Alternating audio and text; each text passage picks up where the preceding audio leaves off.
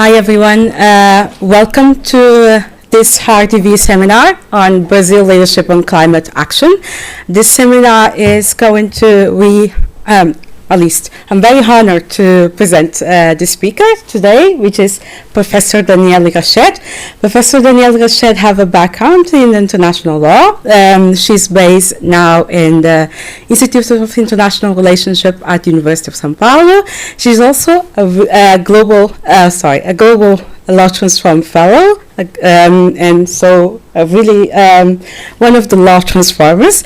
And I think if I have to describe our research, I would just say that she's now a first believer of civil society organization, international climate governance. So I'm very honored to present her and just going to say a few words regarding the structure of the RDV seminar. We're going to have Professor Daniela presentation during 30 minutes. Then we'll have a discussion, a panel discussion. We'll take questions one by one, and Professor Daniela will be responding to questions.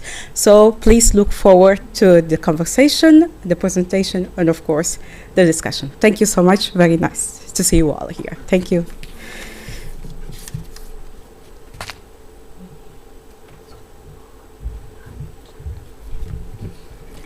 So thank you so much for this presentation, Ianira. It was very generous of you. And I have to thank you, Professor Siri Glopp and Professor Lise Hackner, for the invitation to come here. Lara for organizing everything. I'm very honored to be here once again. So, and today I have a new topic to discuss with you. It's Brazil's leadership on climate action. Let's see how it goes here. So, the next COP climate conference of the parties is going to be held in Brazil in November 2025 this year.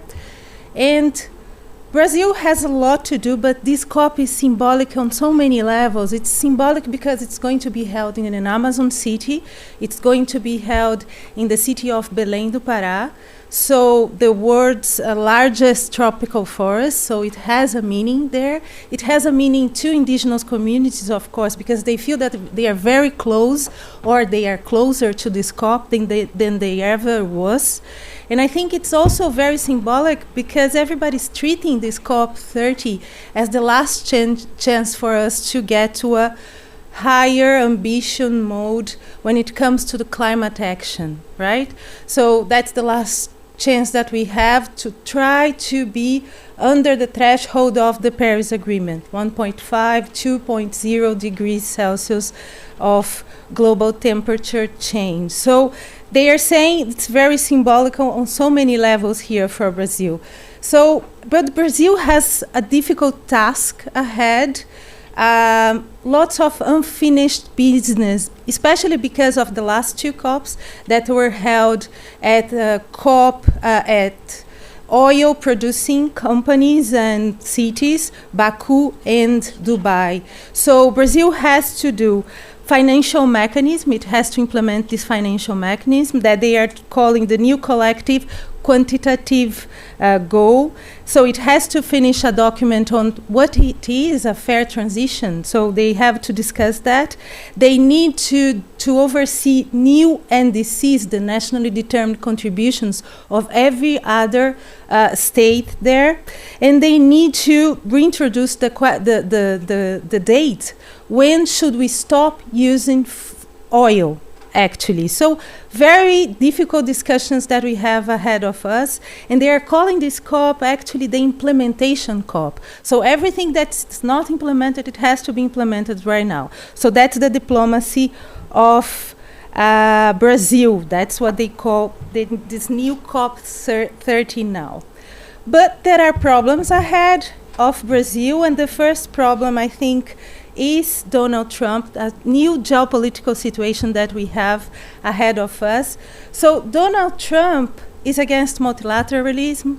He's against international cooperation with his American first motto. So that's the main problem that we have with Trump here. So far, he has done quite a lot.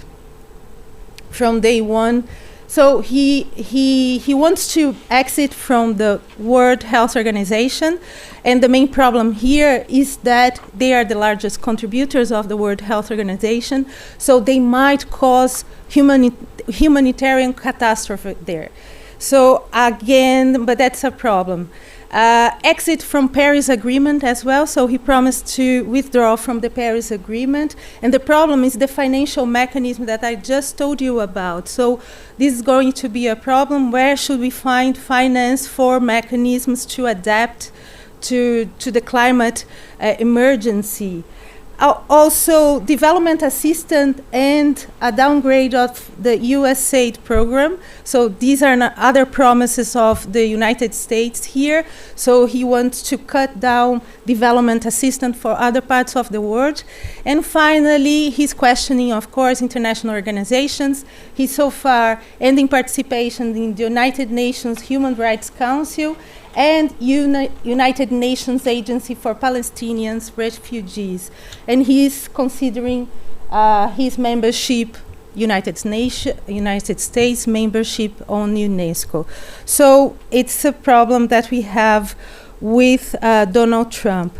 But before talking about Lula now, what I have to say is that this move of the United States has already had some problems with backlashes.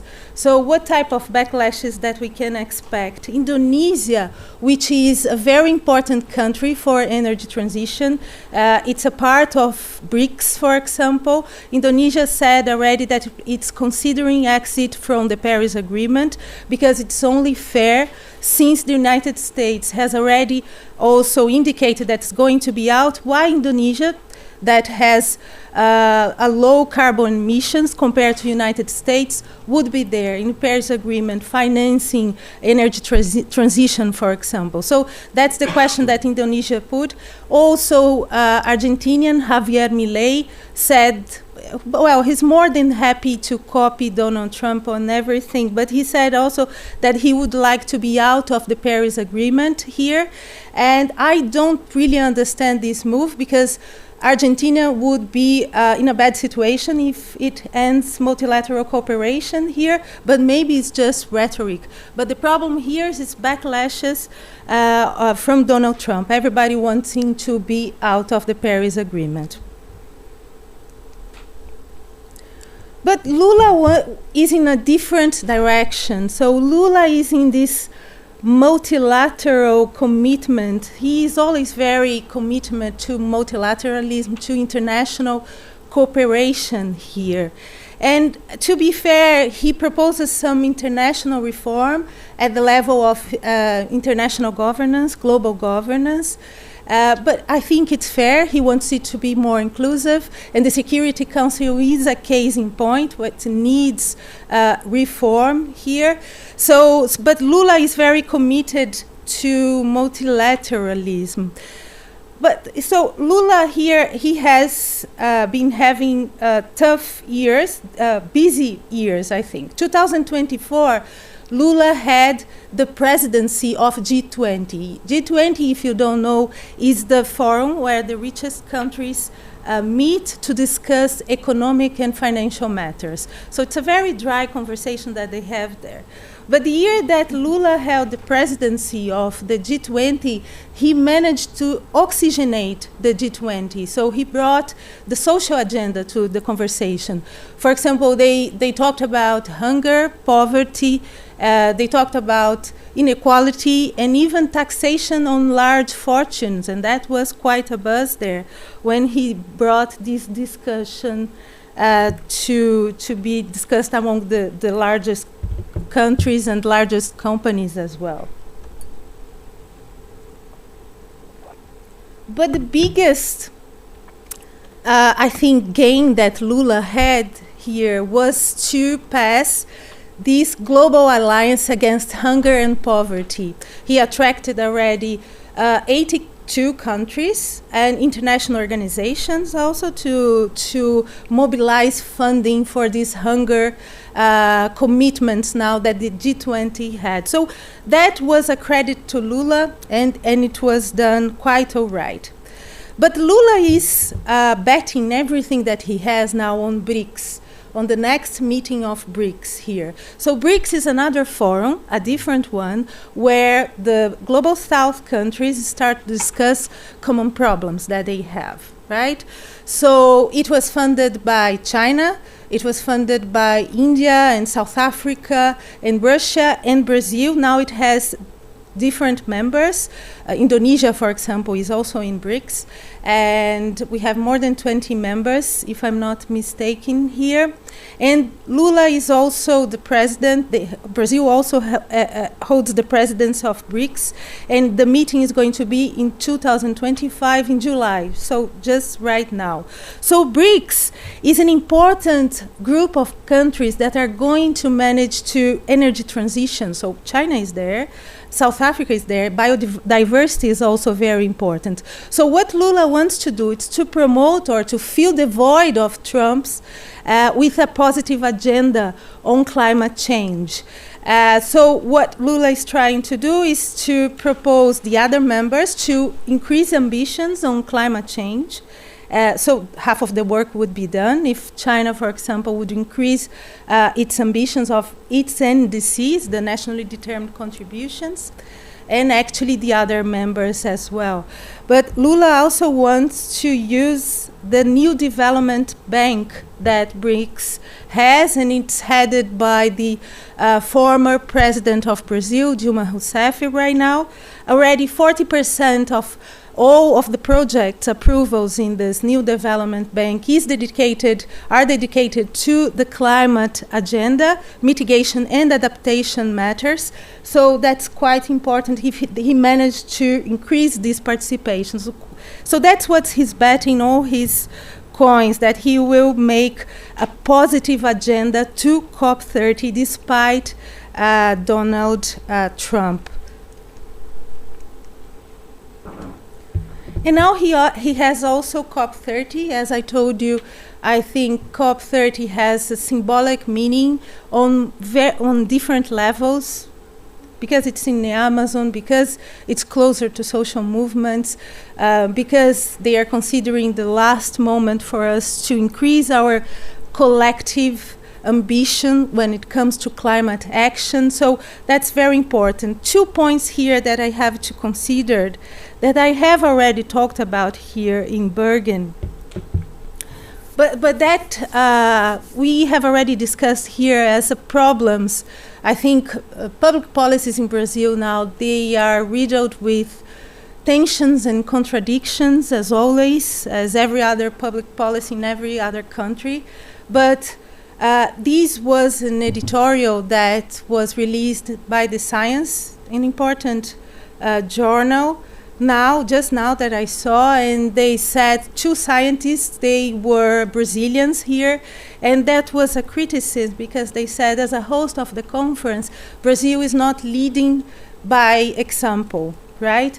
So that was a criticism against Brazil. We talked about that, and the main point, besides the Ministry of Environment that is led by Marina Silva, our minister there, what is happening is that the other ministers, for example, they have projects that are going to release thousands of carbon emissions into the atmosphere. So they gave examples. We talked about, a lot about one of them, but let me just remind the others. So the Ministry of Transport now wants to take this or construct this new highway in the Amazon that's cutting across the Amazon right now. So it's a very big highway, 400 kilometers, that's going to be in the middle of the Amazon, and it's going to attract more problems for indigenous communities, for example. It's going to open up new possibilities of land grabbers, poachers, and miners, for example. So that's a problem that we have with this project specifically. The Ministry of the Environment, the Agriculture, for example, wants to subsidize the transformation of pasture to soy fields, and that's a driver of deforestation, because if they realize, the cattle ranchers, that it's going to be more profit to sell their land to the soy agricultural to soy, for example, to soy agribusiness here. So they are going to sell their land, and then they are going to turn to buy another land in a cheaper location, and then they are going to deforest the Amazon a little bit further. So that might be considered a problem as well.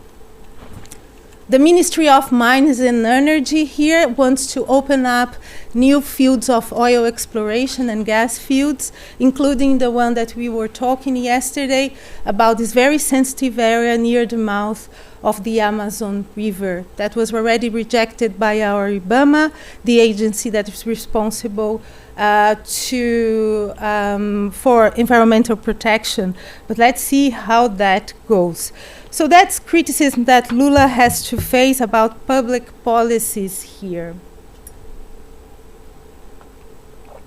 But there's another kind of problem. That's what I wanted to talk to you today. It's about how we need global governance, political authorities at this international level, and yet they seem very weak. By the time that we need them the most, they seem weaker than ever. So that can be summarized by this sentence of Kelly and Simons. They were talking about the pandemic, but I think it can be applied to every global problem that we have. And then we have climate change, and then we have the nuclear weapons problem as well. So many collective action problems that we need to solve with global governance, with the help of global governance, but yet they seem so weak now. So global governance has never seemed more necessary, and yet so under attack. So that's the main consideration that they have. And I want to think with you, why is that? Why are they so weak? Of course, we could take like one day to discuss this, but let me just give 2 points that I would like to put forward for you. The first one, is it lack of effectiveness? Is it because they didn't deliver on their promises? That might be a possibility, especially international human rights institutions. They are criticized for not really making life easier, for not really putting people out of poverty, for example. But Catherine Seeking, that has been studying international human rights organizations for a long time, and in her last book, Evidence for Hope, in 2018, she said, no, that's not it. She makes comparisons here. She says that international human rights, if we compare the present to the past, she said, we are better off now than we were before.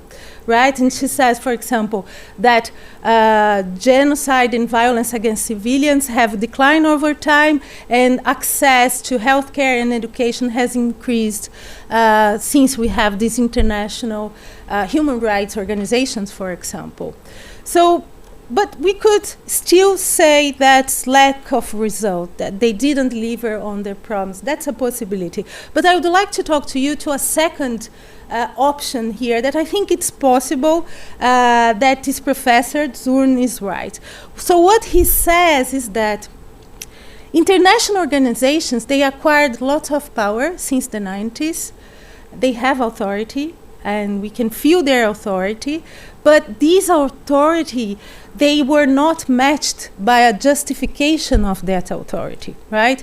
They were not matched by legitimacy of their authority. So we feel that there is this problem. We had a professor here talking on Tuesday, Harvard. So he's a professor of the University of Bergen, and he said that he talked to white middle-aged men that was not really in tune with the climate change problem. And one of the conclusions was that they felt that international organizations was very far away from them. So they were there and they didn't understand this power that they had. So that might be it, right? So this conclusion that they were not matched by these justifications. So they had decisions that affected people, but people didn't understand their authority. So the only authority that these international organizations had according to this professor, was this kind of technical authority, expertise kind of authority, which is a very thin type of authority, right? And it seems not to be enough to justify their political interventions, for example. It has opened up new space for criticism from the right-wing politicians, leaders, and governments that we have now.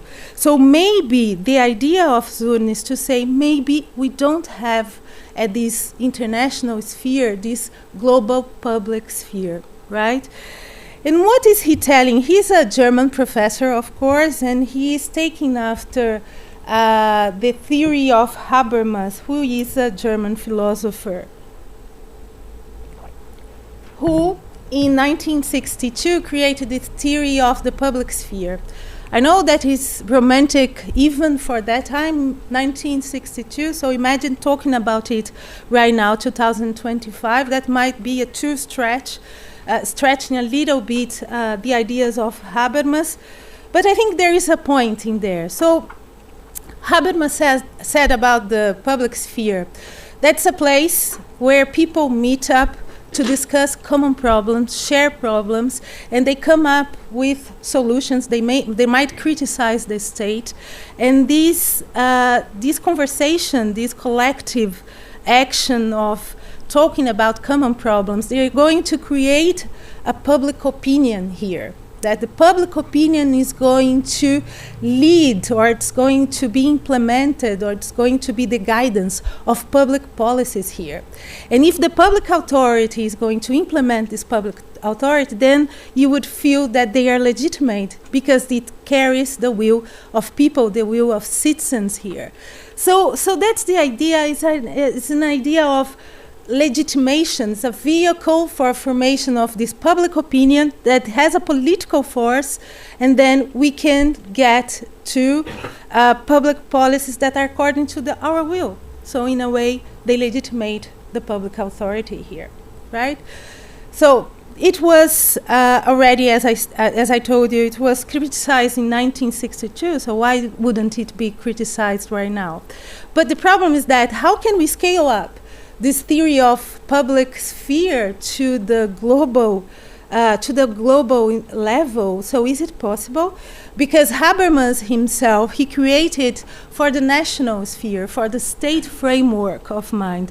So we don't have a demos at the international level, we don't have a global government, we don't have solidarity beyond our borders. So that might be a problem to scale up this public theory, or this theory of democracy, to our transnational constellations here. But Nancy Fraser, who is a critical, and you might have heard of her, critical philosopher, she says, but that's not, even if we cannot scale up because it was built for the national framework, for the state framework. So even if we cannot scale up, we can problematize it. Because she said, we need something to legitimize this transnational constellation. She said, and she gives an empirical justification for that. She says that we have many global problems, and that's the empirical reason that she said, we have many global problems now. We would need a global public opinion as well. So that's her justification. She said, instead of scale up, let's problematize it. Let's try to scrutinize what a public sphere is and try to make a proxy of it to our transnational constellation. And she comes up, of course she doesn't give a solution. I would love that every author would give us a solution for our problems here. But she says something about how to legitimize, and she comes up with these all affected principles. So all of us who are affected by the decisions of these global international organizations should have a say in it, right? We should have a goal in it. So the all affected principle, is it possible? But that's what I think that Brazil is trying to do with the next COP30. Why did I do that? Oh. So that's where I think that Brazil is heading, to this legitimation of public participation at the next COP30. So they are going to try to do something there that I think can be quite different. And that would be aligned with the history of the Workers' Party. The Workers' Party are the party of Lula, our president, you all know.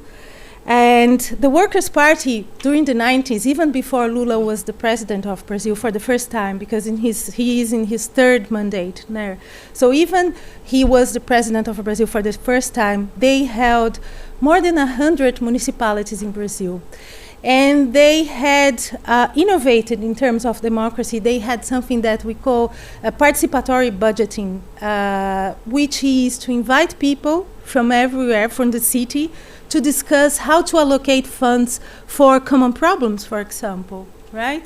So that's participatory budgeting. And this new innovation of the Workers' Party was studied everywhere. They even exported that to some other cities. For example, in Canada, I think they have this participatory budgeting because of the Workers' Party participation. And Brazil was known as this participatory laboratory. The main idea here was to deepen democracy and to enhance civic engagement. So it was quite studied by political scientists, sociologists everywhere. As you can see here, just brought a book about the rise, spread, and decline of Brazil's participatory budgeting. To be honest, Lula tried to elevate this participatory budgeting to the federal level, because we are a federal state in Brazil, in his first presidency, but he didn't manage to do that for several reasons. But that was something that we created, Brazil created, that there was this arc of democratic innovation at the executive level, not really at the legislative level. That was something that the Constitution for us would have hoped, but it was at the executive level here. And that's what I think that Lula is trying to do with our next COP30, and I think it is an innovation, right? And I think that's something that might work to give a leverage to Brazil to fill the void of United States, to make a steer out of this meeting that we are having here. So what is that Lula has tried to do so far?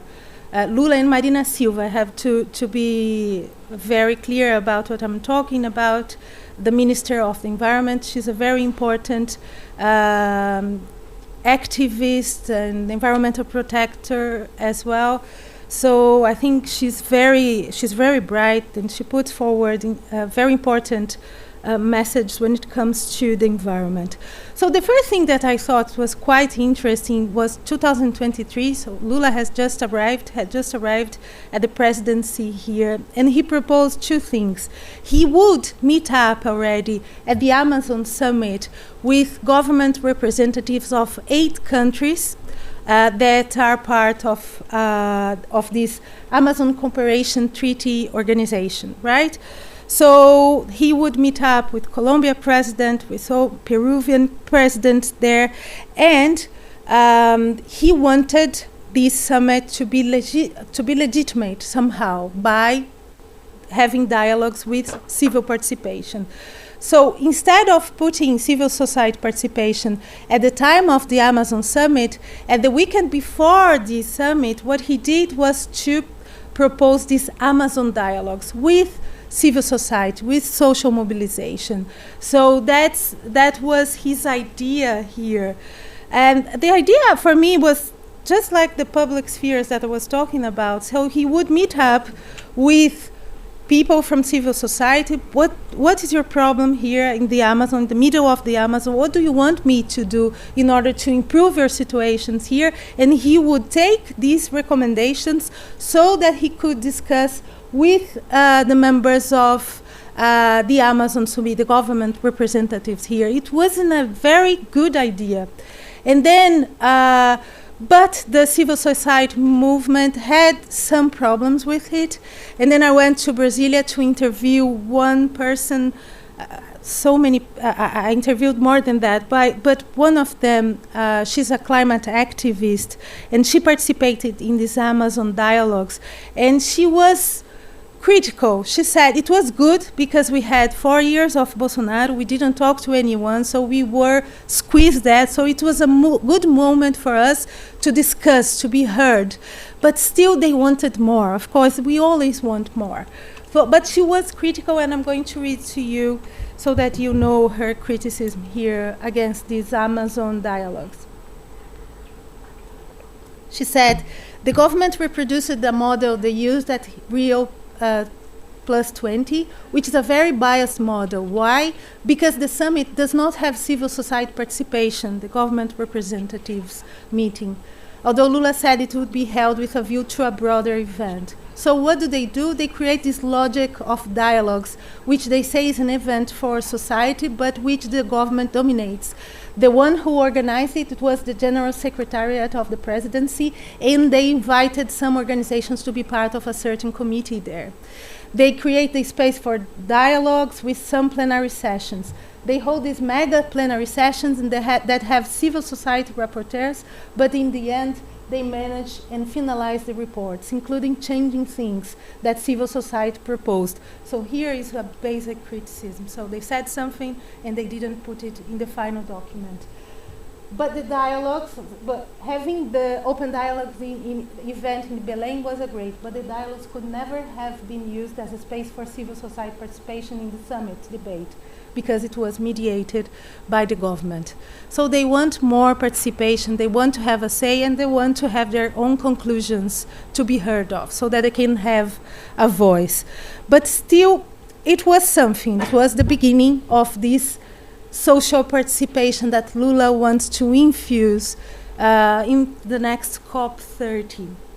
After this, Lula said something about a parliament for the Amazon, which I thought it was a brilliant idea. I even wrote in the newspaper in Brazil.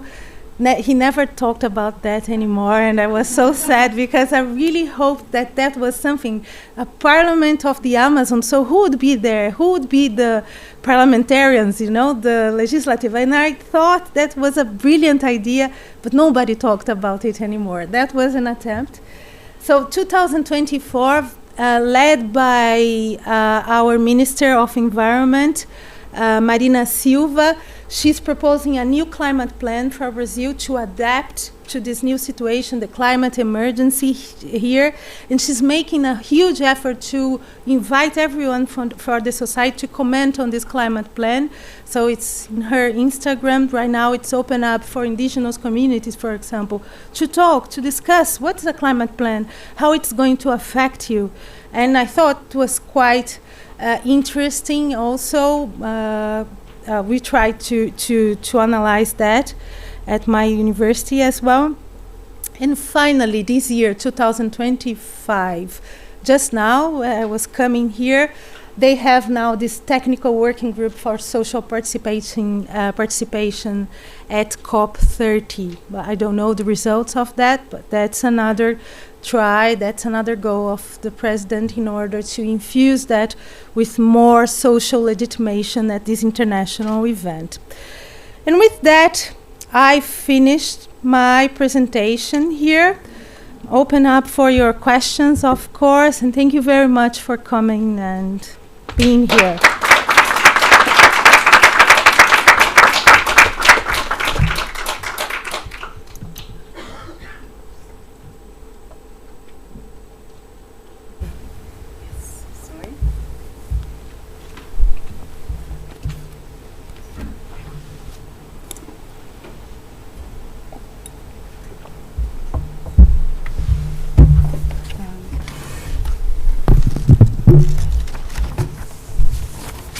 Thank you so much, Danielle, for such a great presentation of what we could expect, I think so, of the next COP, but also about Brazil perspectives in terms of climate governance, and of course a good review of the assaults on multilateralism that we are seeing now in the world.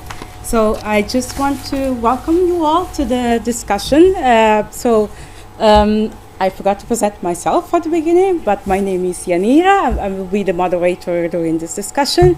Please, if you have any question, just raise your hand. I will try to incorporate your questions, your comments during the discussion. So make sure to participate on that. I think I shall start actually with the participation and all of this, I think these new avenues that we can expect for civil society participation during the next COP. I am a little bit skeptical. Yes. Because yes, I remember what you told us yesterday about the summit, during the Amazon summit, and then you just presented, you present this idea, at least this hint of skepticism that we have now, considering that during the Amazon summit and during the Amazon dialogues, there's this parallel conversation that civil society organizations were not fully integrated, so their participation was not meaningful. And of course, Lula is considered like one of the biggest friends of multilateralism for such a long time, and you could expect something more on that. But just, is it going to be a repeat of what happened in the summit, Amazon summit or Amazon dialogues? Yeah, it's a difficult question. I understand your skepticism. That's always the problem with COP30. So there are many people that are invited there. There are parallel sessions, and but still, it's only states that have the final word, the final decision-making power. Mm-hmm. And I do understand it. It was my idea here was to try to see some steer in it, and I do believe that you were right in your skepticism. We should be skeptical. Are they going to have voice? Are they going to have a decision-making power? So that's what they always want to hear. So that's why I was very keen on the Amazon Parliament when he said about it, but that was not going forward. Let's see what they are going to prepare now for social participation. And I think you were right with your skepticism. I guess we can just hope for the best at the moment, considering, but considering the story of Brazil being introducing, for example, the participatory budget, I think we can hope at least for something novel, a novelty in this in the next COP. So I'm just going to, if you have any question, please raise your hand. I will just ask for, you have a box. Really dynamic. So we have Lisa, and then you have, yes, I don't know your name, but please. Would you want to start? Yes, yep. Lisa. I'm so bad at throwing. And you were next. Didn't you have your hand up? No. No. Okay, somebody behind. All right. So, thank you so much. This is my fourth Daniele Rached lecture, and I'm becoming addicted. This is so, and I think a lot of us, with your title, with the Trump and all that, I think we all need something like new perspectives, and I'm quite intrigued by the possibility of seeing, this this American sort of withdrawal and attack on multilateralism, that sort of opens an avenue for somebody else who has kind of, what can I say, global leadership ambitions. So Lula, you gave a very good presentation of that, but I wondered if you could say a little bit more, like what are the chances of the BRICS sort of following up on this? I'm intrigued by the BRICS Bank, with 40% of the funding for climate change. But just, there are many new BRICS members now. And so do you see Lula's ambitions kind of being followed in BRICS? Because it is quite intriguing thinking that this could come from the global south. Yeah. And so, okay, I'll stop there. I have so many more questions, but in the interest of... Before going to the next question, I will just give the opportunity for Daniela. Because otherwise I can get lost. So, but I think that's an interesting question, and nobody expected that the result or the response for our challenges for multilateralism multilateralism would come from BRICS. But that's what is going to happen right now. He's going to be quite pragmatic about it. So what they are saying that is that he has to bridge new conversations with members. China specifically, it's very pragmatic about what it's going to do or not do. So I think they are going to have some conversations here. I think BRICS is the main card of Lula right now, so that it can cause a steer to COP30 in the path towards COP30. They are hopeful about BRICS, but I think they have now started conversations with every member. Even Indonesia, that I said that would be a backlash, has already said that it's not going to be out of Paris Agreement, because I think that diplomacy already has managed the situation quite well. So maybe the response is coming from the global south. So let's see. That's an idea. I think that's going to be something for us to see right now this year, 2025. Yeah. Thank you so much. Before giving you the floor, I think I'll just touch following question regarding the BRICS role. It's undeniable that they will have a huge. BRICS is a huge player in terms of climate finance.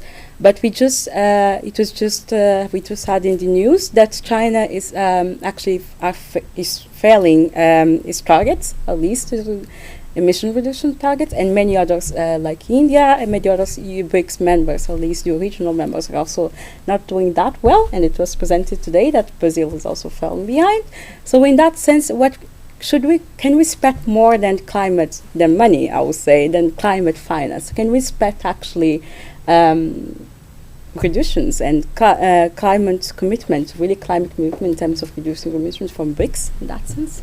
Ianira, that's a very hard question. I don't have an answer to that, but I think it's very difficult. So that's a problem of climate governance. They don't have how to measure the climate commitment so far.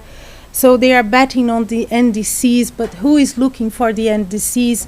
They don't allow international auditors to go there and to see what they have been doing. But I think this void of Trump is going to make, as you said, Lise, something as a response, as a block, because it cannot fail, in the eyes of Lula at least. So we have to respond somehow, and it has to be like this. They will increase their NDCs, but if it's going to be implemented or not, that's another thing. But I think the financial mechanism they are going to provide for something better. Please. Please present yourself and your affiliation institution. Okay. Thank you so much. So thank you, Danielle. My name is Thiago. I'm from Brazil, and I'm exchange student here. So my question is integrate with participation of the civil society. What has been the principal role of social movements in the climate agenda in Brazil? In your perspective about that. So, Thiago, very nice to meeting you. And you are here enjoying Bergen. It's very nice to meet you here. So, I had lots of conversations with the social movements for my research project. And when Lula was elected, for example, they said that they knew that it was a good moment for them, right? So...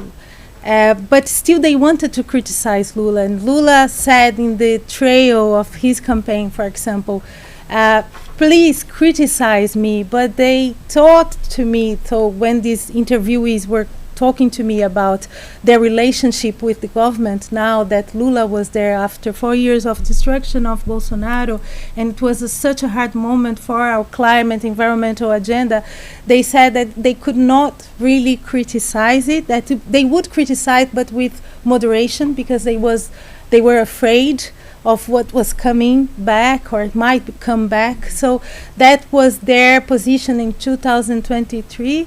But now I think they are criticizing because they want to have a voice in the climate agenda. They are making their ways here. So, but that was something that you asked that I thought it was interesting to bring this should we criticize it or not? So on the brink of 2023, they were cautious about it.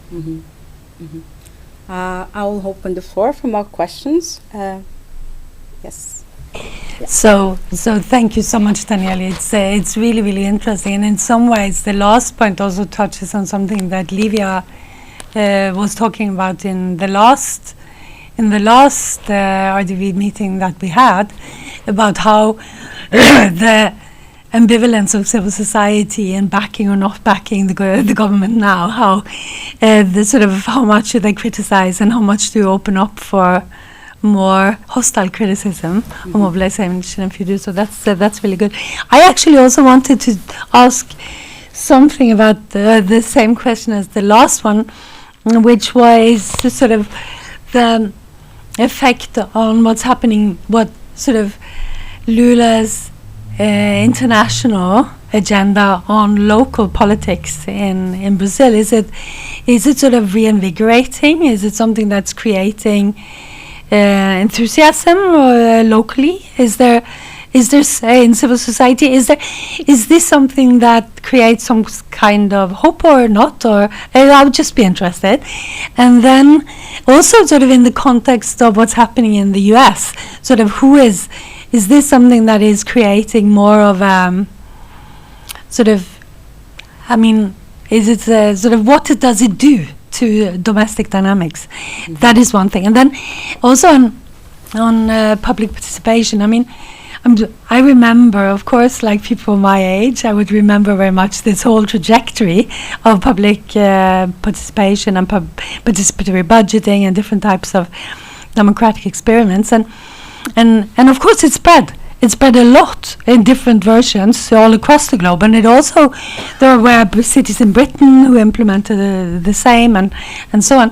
But I think that sort of one of the things that we learned from this is that it's hard to sustain, because public participation it demands a lot from people, and it's difficult to sustain proper public participation. If you institutionalize it, you can have institutionalized public participants who do this as a profession, but then it's not really a public participation in the sense of, I mean, it's broader than just parties, but it's difficult to sustain just because most people, I mean, you have to have very good, well facilitated public participation. And so this would go sort of into your arguments around Parliament for the Amazon, because of course that we have of course the Sami Parliament in Norway, which would be different but also have some types of sort of this side, because it would be a lot of indigenous people's representation in Parliament for the Amazon, and I think there is something to this is only consultatory, the Norwegian, and I think that in most cases, and I think that there are limitations, but it also clearly has a role. It's clearly been important and empowering, and I think that there is something about more institutionalized forms that open up possibilities, even if it's sort of it's not necessarily exactly what you want for public participation, but that in more institutionalized hearing processes, for instance, are in some ways better because they have some advantages because they can be channeled directly into decision-making processes. Because I think that's the other weakness, of course, of public participation, that if there is not a clear and credible link to actual decision-making, then it's sort of let's participate them type of performative exercise that people don't want to do more than once or not so often. So I think this is, but that's a bit of a sidetrack, because that's more of a general issue, but because I think in relation to COP, to get back to that, I think that, again, if you only want to do it once, if it only matters that it happens before the COP in Brazil, then it's something. But if you want to institutionalize, if you want this to be part of the COP processes, then you need to institutionalize it in a different way. So lots of thoughts, random, all over the place. Yeah. But thank you. It was really inspiring. I will ask you to please give some observations based on. I think you were completely right, Siri, about the problems of public participation and how it's going to be institutionalized, this problem. But I have been having problems with how representative democracy goes because, yeah, we vote and then we forget about our political life and then we go to our places and then it's 4 years in the cycle of our elections and then we have to think again. But it was nothing that we it's also an exercise of citizenship maybe. So that's what I have been thinking about lately and this participation. But I understand completely that maybe yes, these thoughts. Yeah, no, I agree completely with you that I should have more of a conversation about these kinds of participation of the public in general. As for the social movements, the Lula is not in a very good moment right now. So even with Donald Trump, we thought that would be something related to Canada, that the left wing surged there, but still it's not in a good moment because the Brazilian society, and there are many Brazilians here, could say something about it. It's very much polarized still, so I think we still have so many problems to overcome when it comes to support for Lula. So, but let's see what is going on. We have elections next year as well. So we are worried about the environmental agenda, climate agenda, protection. So let's see how it goes. Before giving you the floor to ask your question, I will actually encourage people just seeing us through Zoom to also make questions. If you like, or comments, please ask your question. Yeah. I'm Wagner.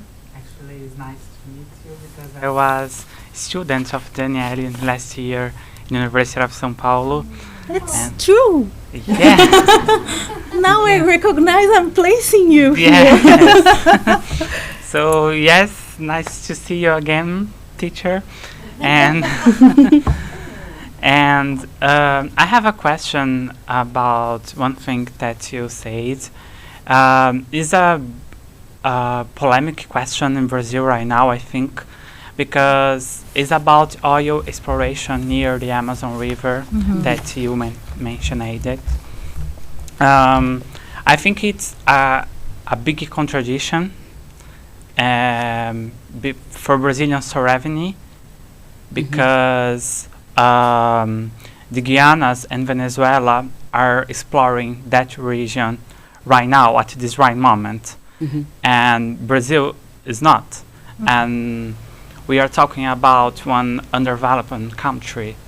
And I want to know your opinion about this contradiction between the climate mitigation and the economic growth. Yeah. And especially because we are not talking about how can I say in English? I'm thinking one first world country, one development country. We are talking about one country that is trying to develop and yes. So and this is happening right now, and I think it's about Brazilian sovereignty as well, because Venezuela and Guianas are there and they can do it, but Brazil no, because. So, yes, Brazil will press them to not do it. I don't think so. So, yes.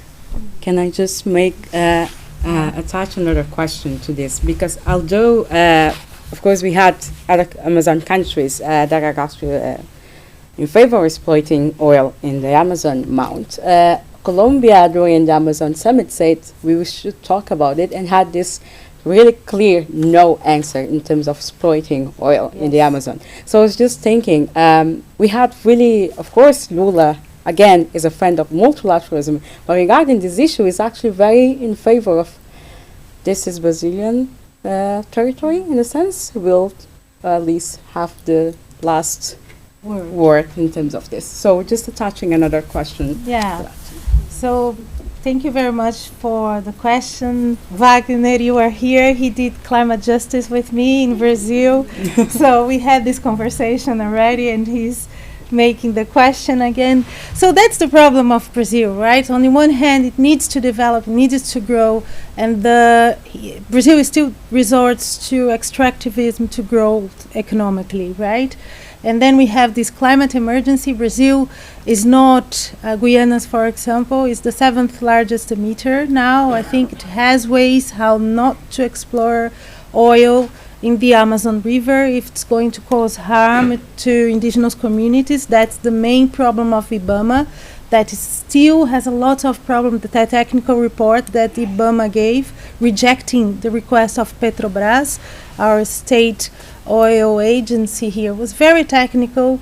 You cannot explore because you don't know what's going to happen if there is an oil spill there. It's going to be worse, right? So, and it's going to take a long time, 5 years to explore and 5 years to have some profit from it. So it's going to have so much more than that.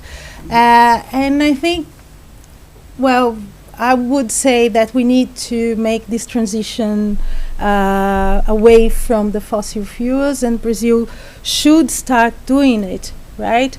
Not because it's not sovereign when it comes to its resources, but we can have an alternative for that, and we already have an alternative for that, for growth. But that's the problem of the Workers' Party. There is still contradiction within the parties. Should we develop, and then we can have some green energy commitment there? So that's a huge problem in Brazil right now.